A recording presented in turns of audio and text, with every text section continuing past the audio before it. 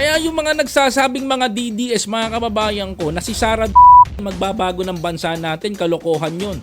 Ayaw nga ho nito sa pagpapalit ng Constitution. Ayaw niya ho ng charter change. Ako, pabor ho ko sa charter change.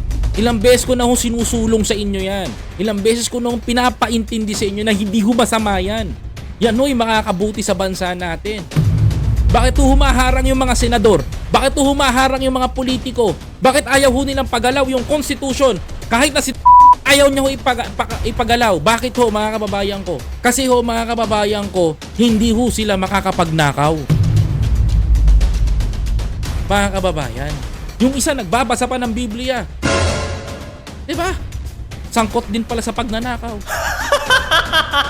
Ayaw nilang pagalaw yung Constitution natin kasi bakit? Matutuklasan.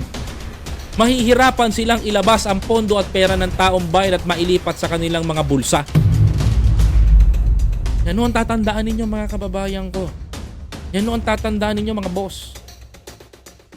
Kahit anong gawin ho ninyong pagpapalit ng presidente, tandaan nyo ito sinasabi ko sa inyo.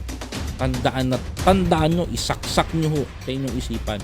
Hindi ho magbabago ang Pilipinas kung hindi ho tayo magpapalit ng Constitution. Sapagkat ang Constitution ng Pilipinas, pagdating ho sa mga budget ng mga buwaya, maluwag, mga kababayan, madaling ilabas kasi wala hong bantay, walang safeguard, mga kapatid. Pero kung meron ho tayong two-party system, dalawang sistema lang ang pumatakbo sa bansa natin, dalawang partido lang ang nagdebate sa bansa natin, mga kababayan, wala na ho tayong dapat pag-usapan.